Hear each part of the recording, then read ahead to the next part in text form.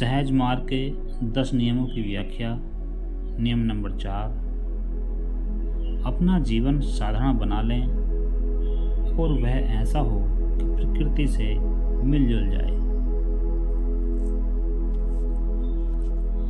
इस नियम का विषय अत्यंत कठिन है। सादगी प्रकृति की जान है। यह वह पर्दा है जो भूमा में छिपा रहता है। इससे गति एवं वृद्धि व्यवहार में आती है। यदि इसे भूमा की आत्मा कह लिया जाए तो उत्तम होगा। यह वास्तव में प्रकृति की जान है। इसी से कूद फांद प्रारंभ होती है। यही वास्तविकता है। इसके बाद माया का क्षेत्र है। सामान्यतः लोग इसी क्षेत्र में अपना क्रियाकलाप चलाते हैं एवं उछल कूद तड़क भड़क सब इसी प्रकार की रहती है। अर्थात यही वस्तु सृष्टि विन्यास का कारण बनी थी। इससे लोग अपने अंदर बढ़ावा देते जाते हैं। नौबत यहाँ तक पहुँचती है कि लोग अपने अंदर ऐसी ग्रंथियाँ बना लेते हैं जिन्हें सुलझाने के लिए विशेष इच्छा शक्ति की आवश्यकता पड़ती है। इन्हीं में लिपट लिपटाकर सिमट सिमटाकर लोग ऐसा रूप धारण कर लेते हैं जिसमें व्यक्त रूप से ठोसता के चिन्ह दिखाई देने लगते हैं। बाह्य वातावरण भी अपना प्रभाव डालना प्रारंभ कर देते हैं। एक के बाद दूसरे प्रभाव पड़ने लगते हैं। परिणाम खराबी ही होता चला जाता है। इस पर्दे में सादगी का फैलाव छिपता जाता है। यह सब मिल मिलाकर मानव ऐसा जाल बना लेता है जिसमें वह स्वयं फंसने लगता है, अपितु यह कहिए कि वह फंस जाता है। सृष्टि प्रारंभ के पूर्व मात्र खामोशी ही खामोशी थी। क्षोभ उत्पन्न हुआ, सृष्टि प्रकट हुई। जो वस्तुएं उत्पन्न हुई वे अपने साथ वास्तविक शक्ति का प्रतिबिंब साथ लाईं एवं हर प्रकार की थोड़ी थोड़ी शक्ति इसमें विद्यमान थी। इस दृष्टि से इनका भी वही कार्य था जो वास्तविकता का था। क्षोभ के प्रभाव से सृष्टि एवं उसको बनाए रखने के लिए आवश्यक शक्तियाँ प्रकट हुईं। दूसरे अर्थों में एक प्रकार का मकड़ी का जाल बन गया। हर वस्तु या कण जिन्होंने यह तांता रचा ताकत रखती थी, उसका रूप अब भी वही है एवं वैसा ही रहेगा जब तक कि उसकी वापसी की घड़ी न आ जाए। जब इंसान उत्पन्न हुआ वह सुप्त अवस्था में था। उन तत्वों में जिन्हें वह साथ लेकर आया था विकास नहीं हुआ था। सने सने उन शक्तियों की उन्नति होती गई। अवस्था यह हो गई कि वही ईश्वरीय विचार जो उसे अस्तित्व में लाने का आधार था पर्याप्त विकास पा गया। यही एक वस्तु थी जो भूमा से जन्म लेकर सृष्टि का कारण बनी, जिसने फैलाव एवं इतना बड़ा पसारा कर दिखाया। दूसरे अर्थों में शक्तियों के अनुपात में उस वास्तविकता की शक्ति हर वस्तु में हर कण में पूरी तौर पर व्याप्त हो गई। यदि एक कण को 1000 टुकड़ों में विभाजित किया जाए तो हर 1000वें हिस्से में वही शक्ति मिलेगी जो मूल कण में थी। इस प्रकार वह वास्तविक वस्तु विचार या क्षोभ का रूप जो इंसान में व्याप्त है, उपयुक्त सिद्धांत के अनुसार वही शक्ति या सामर्थ्य रखता है। किंतु चूंकि भूमा का विचार अपनी सशक्ति को ऊपर से नीचे प्रवाहित करने का था, अर्थात शिखर से ढलान की ओर, जो कि एक दूसरे के विपरीत है। अतएव मानव में विद्यमान इस विचार ने उसके प्रतिबिंब की दशा इख्तियार की। वह अपने में उसी प्रकार विस्तार करने लगा जैसे कि भूमा ने अपने क्षेत्र में किया था, क्योंकि खंडों ने विपरीतता को वास्तविकता समझ लिया है। अतः ऐसी अवस्थाएं प्रकट होने लगीं जो प्रकृति के विपरीत हैं एवं इसी तरह का जाल वह अपने भीतर बुनता चला गया। उसकी हालत भी विपरीत दशा में वैसे ही हो गई जैसे कि भूमा की अपने शुद्धतम रूप में है। अंतर केवल इतना रहा कि वह सच्चाई है, यहाँ उसके विपरीत गति होने के कारण उसकी विपरीत अवस्था। कार्य दोनों ने एक ही किया।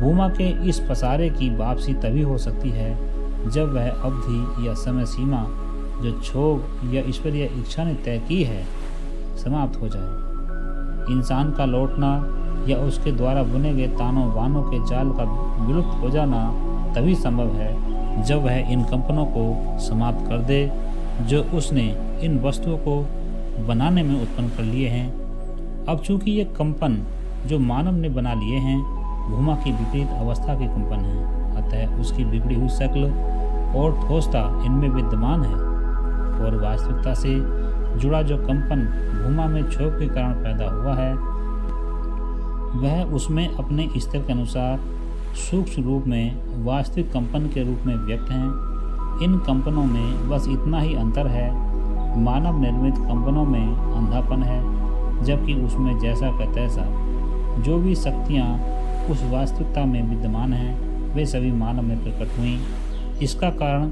यह था कि मानव के विचार में वे सभी तत्व सम्मिलित थे जो भूमा के क्षोभ के समय विद्यमान थे। इसमें चूंकि अंधापन था, विपरीत कार्य संपन्न हुए एवं मानव में विद्यमान शक्तियों का उपयोग विपरीत दिशा में होने लगा। इन सब बातों से मिलकर उस ताने बाने को बुनने में और सहायता की जो मानव ने अपने विचार बल से निर्मित किया था। उसका हर कण या तत्व इस दृष्टि से इतना शक्तिशाली बन गया जैसा कि भूमा के तंतुओं का था और उसने भी अपने भीतर एक दुनिया रच डाली। हर शक्ति इतनी बलवान हो गई कि जवाब देने लगी एवं उसमें एक जीवधारी की तरह गति होने लगी। हर वस्तु में मन एवं विचार कार्य करने लगे। जितने मानव हैं उतने ही विचार हैं। अब चूंकि हर शक्ति बलवान बन चुकी थी उतने ही विचार अपने अपने हिसाब से बनते गए। अब कहिए, आपने भी प्रकृति की रचना के समान अपनी एक सृष्टि रच डाली। साम्य अवस्था जाती रही, युद्ध एवं झगड़े प्रारंभ हो गए। एक शक्ति खुले में टहलने को प्रवृत्त करती है, दूसरी कहती है कि सर्दी बहुत है, जुकाम हो जाने का डर है। तीसरी शक्ति ने कोई और बात प्रस्तुत की, चौथी ने कोई और, पांचवी ने धन दौलत कमाने की चिंता जगी, छठी ने कहा कि व्यवसाय करो, सातवीं कहती है इसमें बहुत परिश्रम है, आठवीं कहती है कि किसी धनवान प्रिय व्यक्ति या संबंधी से मित्रता करो, उसका दिल हाथ में ले लो ताकि सारी दौलत वह तुम्हें दे दे।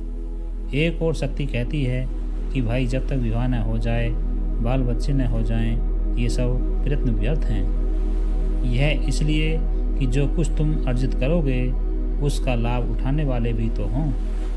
अब विवाह की चिंता सवार हो गई, संतान भी हो गई,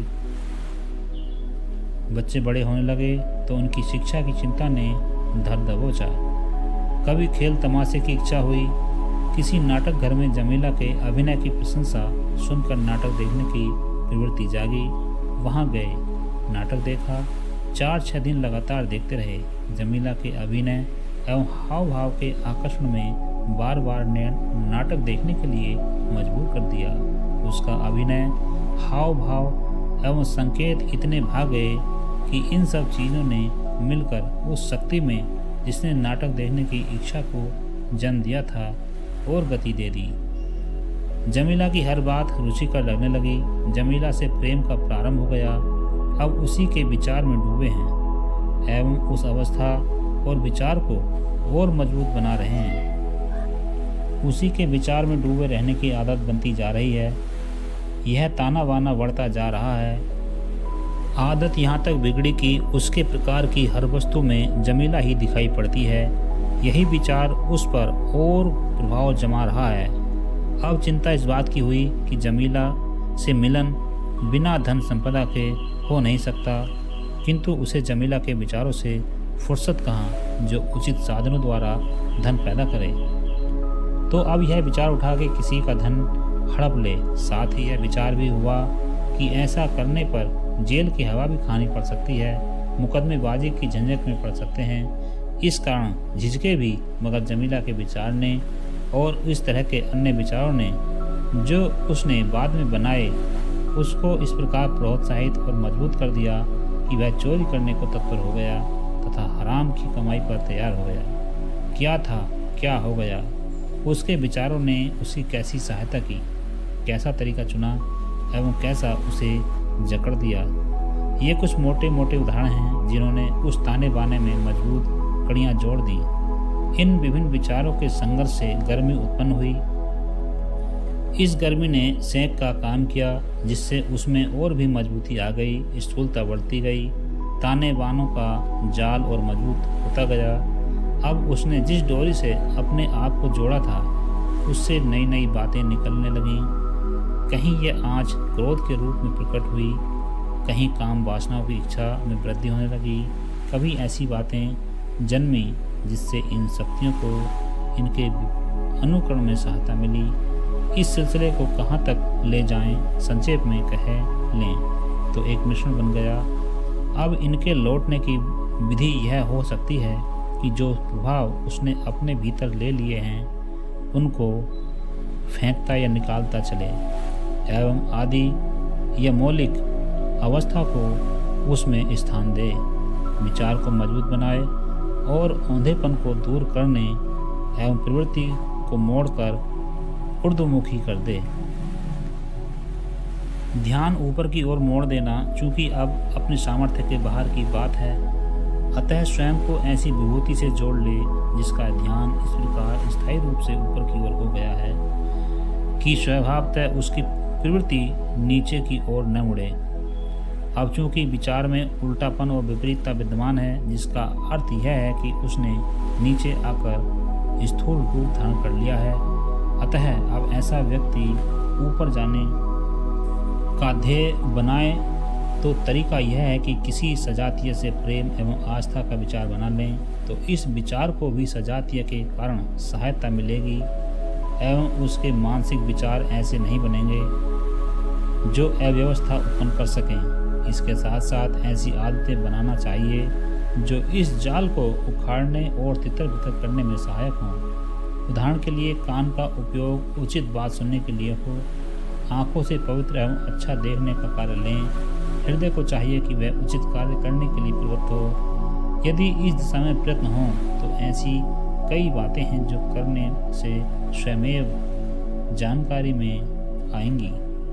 इसके अतिरिक्त स्वयं भी इस जाल को तोड़ने का प्रयत्न करें।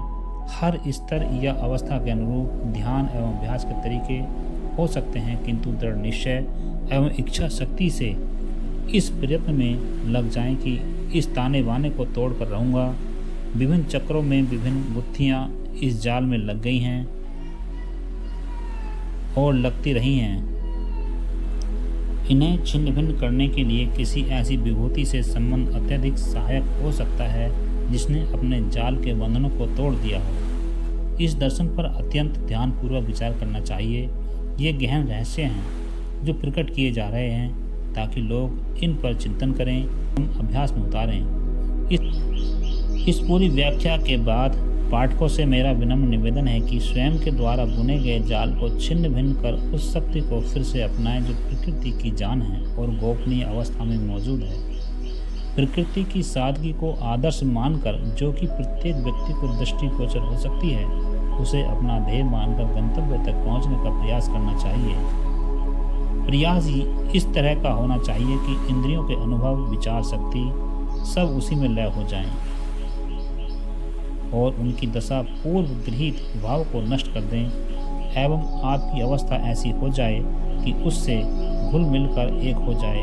तभी कहा जा सकता है कि आपने स्वयं को उसकी ओर मोड़ दिया है। तरीका यही हो सकता है जो यहाँ व्यक्त किया गया है, अर्थात तड़क भड़क एवं वे कार्य कम करते रहने का प्रयत्न करता चले जो मार्ग में भटकाते हैं। आपके अंदर जो अवांछित बातें एकत्रित हो गई हैं या आप में सम्मिलित हो गई हैं, उन्हें बाहर धकेलते जाएं ताकि आपका बुना हुआ जाल टूट जाए एवं आप उस निखरी हुई हालत को देख सकें जिस पर आपको पहुंचना है। यह तभी संभव है जब आप किसी ऐसे व्यक्ति का साथ कर लें जो अपना जाल छिन्न भिन्न करने के पश्चात उस अनंत सागर में पर्याप्त तैराकी कर चुका हो।